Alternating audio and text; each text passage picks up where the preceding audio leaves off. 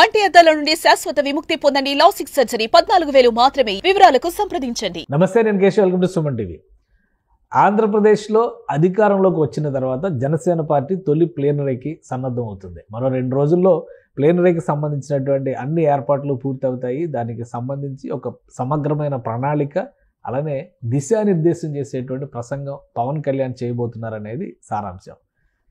ఈసారి ప్లేనరీ ద్వారా ఎలాంటి మెసేజ్ ఇవ్వబోతున్నారు, అసలు ఎలాంటి ఏర్పాట్లు జరుగుతున్నాయి, విశ్లేషించేటువంటి ప్రయత్నం చేద్దాం. మనతో పాటు అనలిస్ట్ చంద్ర శ్రీనివాస్ గారు. శ్రీనివాస్ గారు నమస్కారం. నమస్కారం అండి. ప్లేనరీ పైన చాలా ఎక్స్పెక్టేషన్స్ ఉన్నాయి.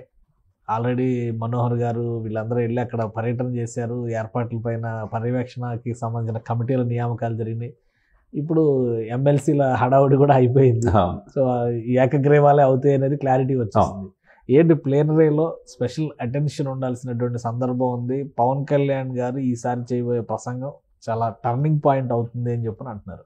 ఏంటి దానిలో ఉండేటువంటి విశేషాలు? తప్పకుండా అవుతుంది. ఎందుకంటే 11వ ప్లేనరీ మనకు తెలిసిన అంశమే. మచిలీపట్నంలో చేశారు. దాదాపు 7 లక్షల మంది పైన వచ్చారు.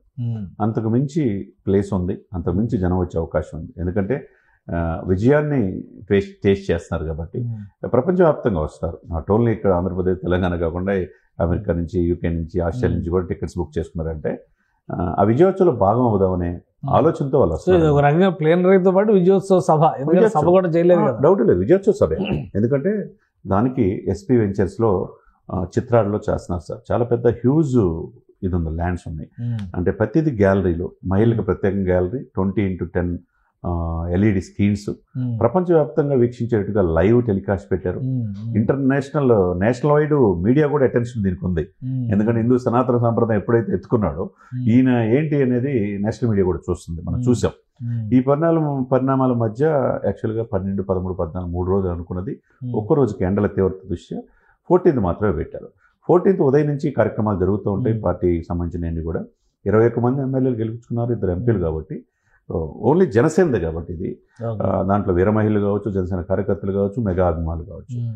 మీరు అన్నట్టు ఒక జోష్ ఉంది. నాగబాబు గారికి ఎమ్మెల్సీ వచ్చేదానికి ఇంకొక జోష్ 2 సభలు యాడ్ అయింది. ఇక ఆ పాయింట్ జనసేనకి 2 ఎంపీలు, 21 మంది ఎమ్మెల్యేలు, అలానే ఒక డిప్యూటీ సీఎం, మరొక 2 మంత్రులు, 2 ఎమ్మెల్సీలు. ఒకటే ఖాళీ ఉంది, రాజ్యసభ ఒకటే. రాజ్యసభ అది ఎప్పుడు భర్తీ, ఎప్పుడు అది చూడాలి. అది కూడా ఒక రోజు అవుతుంది. వ్యూహాత్మకంగానే చిరంజీవి పవన్ కళ్యాణ్ గారు అడుగులు వేస్తున్నారు కాబట్టి నాయకుడికి తెలుసు అన్ని సభల్లో ప్రాతినిధ్యం ఉంటే పార్టీ యొక్క ఇది ఎమర్జ్ అవుతానికి అవకాశం ఉంటుంది. లేకపోతే ఆ రోజు సాయంత్రం 4 గంటలకల్లా జనం దాదాపు వాళ్ళు ఎక్స్పెక్ట్ చేస్తుంది 10 నుంచి 12 లక్షల మంది వస్తారు. వాళ్ళందరికీ కూడా మజ్జిగ ప్యాకెట్లు కానించి భోజన సదుపాయాలు, వాటర్ కూడా కల్పిస్తున్నారని చెప్పి అది ప్రోగ్రామ్ కన్వీనర్ మొత్తం కేకే నిన్న కూడా చెప్తున్నాడు. అది ఏం మాట్లాడుతున్నాడు మీరు అన్నట్టు, ఏం మాట్లాడబోతున్నాడు. ఆ సభ కార్యక్రమం 4 గంటలకు స్టార్ట్ అయితే అదే ఇప్పుడు అందరూ ఏంటంటే మొన్నటి వరకు ప్రశ్నించే ఉద్దేశంతో పెట్టిన పార్టీ కాబట్టి ప్రభుత్వాలను ప్రశ్నిస్తూ వచ్చారు. ఇప్పుడు అధికారంలో ఉన్నారు కాబట్టి ఎవరిని ప్రశ్నిస్తారు? అదే ప్రసంగం మీద అంత ఆసక్తి ఉంది. కరెక్టే మీరు చెప్పింది. ఇప్పుడు 4 గంటలకి సభ స్టార్ట్ అయితే అండి, జనవంత గ్యాదర్ అయ్యేదానికి 6 గంటలు అయితే అధ్యక్షుడు వారు పవన్ కళ్యాణ్ గారు 6ంటికి వస్తారని తెలుస్తుంది. 7ంటికి స్టార్ట్ చేస్తే 9 వరకు ఆయన ప్రసంగమే. విజయోత్సవం ఒక రకంగా విజయోత్సవ సభ. మీరు అన్నట్టు ప్రశ్నించడానికి పుట్టిన పార్టీ ఎందుకు ప్రశ్నించలేకపోతున్నాడని చెప్పి చాలా మంది అన్నారు. ఇప్పుడు 9 మాసాల్లో ఈ ప్రభుత్వ అధికారం వచ్చిన తర్వాత ఎక్కడ కూడా ఒక ఎమ్మెల్యే కూడా విజయోత్సవాలు చేసుకోవాలి. మీరు పొంగిపోవద్దు. ప్రభుత్వం అస్తవ్యస్తంగా 5 సంవత్సరాలని ఆంధ్రప్రదేశ్ని చేశారు కాబట్టి పాలన మీద దృష్టి పెట్టడం అందరికీ కేటర్కి చెప్పారు. వైసీపీ వాళ్ళని ఎక్కడ తోలనాడొద్దని చెప్పాడు. ఆ విధంగా వెళ్తున్నారు. ఇప్పుడు పరిపాలన మీద దృష్టి పెట్టే క్రమంలో ఆంధ్రప్రదేశ్ ఎప్పుడు లేని విధంగా సెంట్రల్ నుంచి నిధులు వస్తున్నాయి, రోడ్లు బాగున్నాయి, అన్నీ బాగున్నాయి. అయ్యే చూపించవచ్చు. ఇప్పుడు ఇదే సమయంలో ఈ 9 మాసాల్లో హోంశాఖ సరిగ్గా పనిచేయనప్పుడు ప్రశ్నించాడు. స్వపక్షంలో అధికారంలో ఉండి కూడా ప్రశ్నించాడు. అదే సమయంలో ఎక్కడో తిరుపతిలో ఇన్సిడెంట్ జరిగి 6 చనిపోతే క్షమాపణ కోరాడు. ఆయన సంబంధం లేదు. లడ్డు విషయంలో కూడా 11 రోజులు పాశ్చాత్య దీక్ష చేశాడు. లేకపోతే కాకినాడ పోర్టు కేంద్రంగా అక్రమంగా 40,000 కోట్ల రూపాయలు 5 సంవత్సరాలు జరిగిందని చెప్పి ప్రపంచానికి తెలియజేసింది ఆయనే. సీజ్ ద షిప్ కాడి నుంచి అటెన్షన్ పే చేశాడు. అంటే ఏంది, ఏ పార్టీలో ఉన్నాడు? సాక్షాత్తు నేను ఈ పార్టీలో ఉన్న కూటమిలో నన్నే రావద్దు అంటున్నారంటే అని బహిరంగానే చెప్పాడు. అంటే ఇక్కడ ఏంటంటే పార్టీ ఇబ్బంది పడుద్దనే చోట్ల తప్పు చేస్తే ఎవరైనా ఒకటే అనేది నాయకుడిగా నాయకత్వ లక్షణాలు పవన్ కళ్యాణ్ గారు అలవాటు చేసుకున్నాడు కాబట్టి ఇక్కడ ప్రశ్నించడం అయిపోయింది. స్వపక్షంలో కూడా తప్పు చేస్తే ఎవరైనా ప్రశ్నిస్తారని అర్థమైపోయింది. కాకపోతే జగన్మోహన్ రెడ్డి గారు ఏమన్నారంటే ఆయన కార్పొరేట్కి ఎక్కువ, ఎమ్మెల్యేకి తక్కువ అన్నాడు కదా. దానికి సమాధానం మాత్రం దానికి సమాధానం మాత్రం ఈ వేదిక డెఫినెట్గా చెప్తాడు. ఎందుకంటే తాడేపల్లిగూడలో మనం చూసాం ఎలక్షన్ ముందు ఏం చెప్పాడు అనేది. జగన్ నిన్ను అదపోతాను, ఆయన ముఖ్యమంత్రి అభ్యర్థి, నిన్ను అదపోతాను తొక్కపోతే నా పేరు పవన్ కళ్యాణ్ కాదు, నా పార్టీ జనసేన కాదు అన్నాడు. చేసి చూపించాడు. 9 జిల్లాలకు 0గా పరిమితం చేశాడు. మిగతా మిగిలిన వాళ్ళని ఆయా జిల్లా నుంచి మొత్తం తీసేసుకుంటున్నారు. ఈ క్రమంలో ఆయన అన్న మాటకి ఏం చెప్తాడు అనేది ఎంటైర్ అటెన్షన్ ఉంది. ఒకవైపు 100 కోట్ల మందికి హిందూ సనాతన సాంప్రదాయం అని చెప్పి లేవనెత్తుకునే విధానంకి చెప్పాలి. 7 సిద్ధాంతాలు ఆయన చెప్పిన కులాలు కలిపే సిద్ధాంతం కావచ్చు, మతాల ప్రస్తావన, రాజకీయం కావచ్చు, పర్యావరణ అటవీ శాఖ మంత్రి ఆయన అన్నాడు. ఈ 7 చాలా ఆయన ఇంప్లిమెంట్ చేశాడు. 7 సిద్ధాంతాలు ఎంతవరకు నిర్వర్తించారు. తర్వాత జగన్మోహన్ రెడ్డి గారికి కార్పొరేట్ ఎక్కువ, ఎమ్మెల్యేకి తక్కువ అన్నాడు కదా. ఏంటి అనేది సమాధానం ఏం చెప్తాడని మాత్రం అందరూ కూడా ఆ టాపిక్ అయితే టచ్ చేస్తారంట. 100% టచ్ చేస్తారు, డౌటే లేదు. కాబట్టి ఒకవైపు పిఠాపురం ప్రజలు ఆయన హక్కును చేర్చుకున్నారు. ఊహించిన విధంగా వర్మ కాకుండా అక్కడ ఫీల్డ్లోకి ఎవరు వచ్చాడు, పెండెం దొరబాబు గారు ఆయన వచ్చాడు, మాజీ వైసీపీ. అక్కడ వైసీపీ ప్రతిపక్షం కూడా లేకుండా చేశారు. ఇప్పుడు టీడీపీ జనసేన ఒకటే.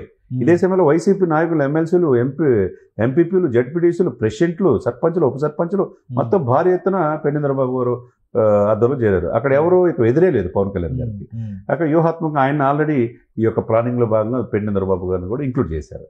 ఇకపోతే ఊహించిన విధంగా సభ మాత్రం గ్రాండ్ సక్సెస్ అవుద్ది.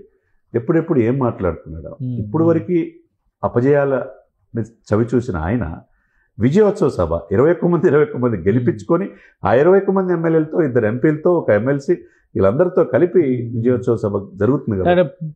ప్లేనరీ అనగానే ఇమ్మీడియట్గా తీర్మానాలు, ఈ చర్చలు, ఉపచర్చలు ఇవన్నీ ఉంటాయి కదా. వాటికి ప్రాధాన్యం ఉంటుందా, ఓన్లీ సభా పర్వం మీదే ఫోకస్? సభ మీద పూర్తి ఫోకస్ ఉంటుంది. ఎందుకంటే నాయకుడు ఇక్కడ ఏంటంటే మిగతా పార్టీల లాగా ఇది లేదు. ఇక్కడ నాయకుడు ఏది చెప్తే సింగిల్ లేయర్ ఇక్కడ జనసేనలో. ఎందుకంటే ఆ రోజు అంత కాన్ఫిడెంట్ ఉంది కాబట్టి రాజమండ్రి సెంట్రల్ జైల్లో చంద్రబాబు నాయుడు గారు ఉన్నప్పుడు అన్కండిషనల్గా క్యాడర్కే చెప్పకుండా క్యాడర్ నా మాట డిసైడ్ చేసుకున్నాడు. ఆ రోజు టీడీపీతో కలిసి వెళ్ళాలని. ఆ తర్వాత బీజేపీని ఒప్పించాడు. కాబట్టి ఆయన కాన్ఫిడెంట్ ఆయనకున్నాయి. ప్లేనరీ పెట్టినా ప్రజలకు ఉపయోగపడే చేస్తారని కూడా ప్రజలకు కూడా తెలుసు. కాబట్టి ఆ విధంగా అదేం ప్రాబ్లం లేదు. ఎందుకంటే 3 రోజులు చేసే క్రమంలో నెక్స్ట్ ప్లేనరీ మాత్రం జాతీయ స్థాయిలో అన్ని రాజకీయ పార్టీలని పిలిచి భారీ ఎత్తున 3 రోజులు చేస్తారనేది మాత్రం పవన్ కళ్యాణ్ గారు చెప్పినట్టుగా తెలుస్తుంది అనమాట. రైట్. థ్యాంక్ యూ చంద్ర శ్రీనివాస్ గారు. ఇది పవన్ కళ్యాణ్ ఈ సభ ద్వారా, ప్లేనరీ వేదిక ద్వారా జరపబోయేటువంటి సంబరాలు ఖచ్చితంగా విజయోత్సవాలు అని చెప్పని చంద్ర శ్రీనివాస్ గారు విశ్లేషిస్తున్నారు. దానికి తగ్గట్టుగానే పార్టీ యంత్రాంగం కూడా ప్రణాళికలను సిద్ధం చేసింది. ఇక్కడ ఆయన చేయబోయేటువంటి ప్రసంగంలో చాలా కీలకమైనటువంటి అంశాలు ఉంటాయి. ఇది ముఖ్యమైనటువంటిది. ఇటీవల వైసీపీ నేతలు చేస్తున్నటువంటి కామెంట్స్, జగన్మోహన్ రెడ్డి పవన్ కళ్యాణ్ని తోలనాడినటువంటి విధానం, ఖచ్చితంగా దీనికి సమాధానం చెప్పి తీరతారని చంద్ర శ్రీనివాస్ గారు విశ్లేషిస్తున్నారు. ఇది special discussion. Keep watching. Suman టీవీలో మీ పర్సనల్ అండ్ బిజినెస్ ప్రమోషన్స్ కోసం కింది నెంబర్కి కాంటాక్ట్ చేయండి.